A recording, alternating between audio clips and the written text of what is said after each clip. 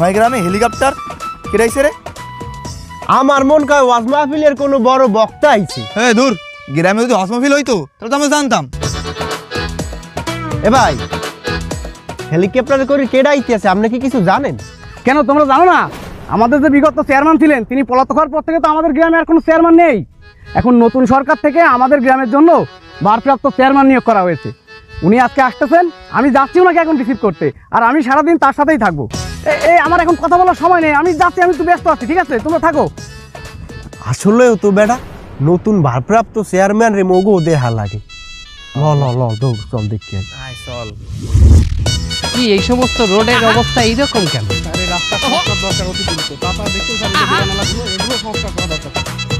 Sir sir sir sir sir আপনার সাথে একটু কথা বলা যাবে?